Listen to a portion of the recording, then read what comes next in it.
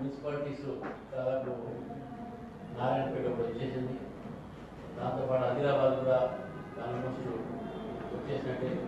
రాయకల్లు, వేములవాడ, మెట్పల్లి ఇవన్నీ కూడా చాలా ఏవైతే మున్సిపాలిటీస్ ఉన్నాయో కొన్ని సింగిల్ లార్జెస్ట్ పార్టీగా అక్కడ కూడా చైర్మన్స్ కూడా భారతీయ జనతా పార్టీ అవకాశం ఉన్నాయి. గతంలో కేవలం 2 మున్సిపాలిటీస్ మాత్రమే. గతంలో మాకు కేవలం 204 వార్డు మెంబర్స్ మాత్రం చేసిన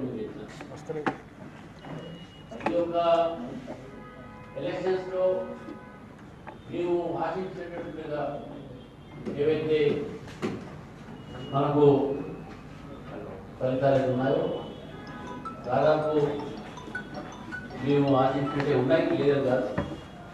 కాకపోతే కొన్ని జిల్లాల్లో కొన్ని స్థానంలో మేము ఊహించిన దానికన్నా కొద్దిగా తక్కువ ఓట్లు వచ్చిండొచ్చు. దానికి కూడా మీకు కారణాలు విశ్లేషిస్తాను. మేము ఎలక్షన్స్ ఒక ప్రచారంలో మొత్తం తెలంగాణలో భారతీయ జనతా పార్టీ ఏం చేయబోతుంది, ఏం చేస్తుంది, మోదీ గారి నుంచి మేము ఏం తీసుకువస్తాము, ఏ అయితే మున్సిపాలిటీస్ని ఏ విధంగా మేము తీర్చిదిద్దుతాము అనేది మేనిఫెస్టోతో సహా ప్రభుత్వం చేసినట్టు తప్పిదాలు ఈ రెండింటి మీద చార్ట్ షీట్ కూడా తీయడం జరిగింది. ప్రజలు చాలా వరకు మాకు ఇచ్చినటువంటి ఒక తీర్పు ఈరోజు మీరు ఆశించిన విధంగానే ఉంది. ఎందుకంటే దాదాపు 350 సీట్లు మేము ఇప్పుడు గెలుస్తున్నాం, అన్ని కూడా కలిపి. ఇప్పుడు దాదాపు 201 వార్డ్స్లో 2 ఓట్ల నుంచి 25 ఓట్ల మధ్యన ఓడిపోయినటువంటి చాలా ఉన్నాయి. 5 ఓట్లతోని, 10 ఓట్లతోని. ఇది చాలా తక్కువ ఓట్లతో ఓడిపోయినటువంటి ఒక విషయం. త్రిముఖ పోటీలో కొంతవరకు కొన్ని పార్టీలకు అడ్వాంటేజ్ వచ్చింది. దానివల్ల ఈ కొద్దిగా నష్టం జరిగింది.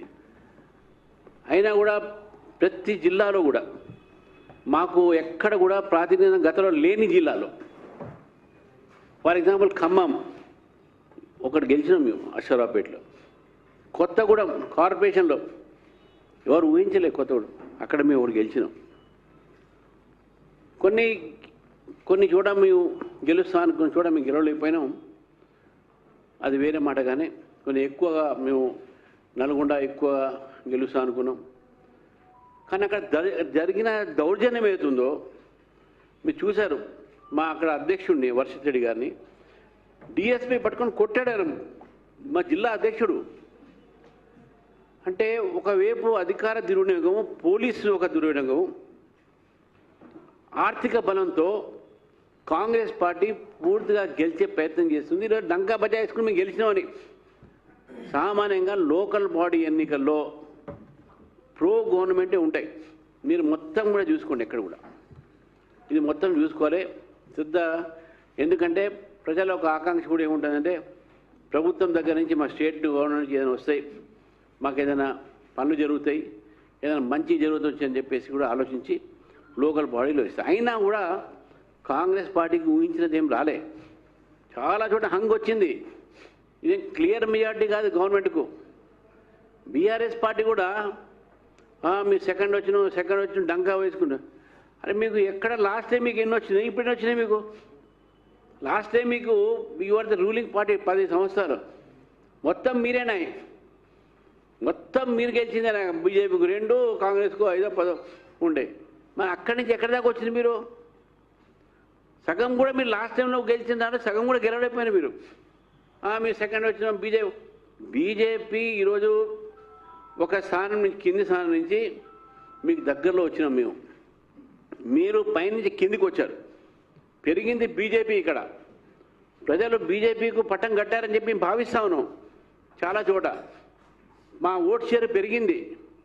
గతంలో మాకు 13% ఓట్లు వస్తే ఇప్పుడు ఉన్నటువంటి లేటెస్ట్ అనాలిసిస్లో, అంటే అది రఫ్గా ఉంటుంది, మన ఎలక్షన్ కమిషన్ నుంచి రాలేదు, మాకు 20% ఓట్లు దాటినాయి.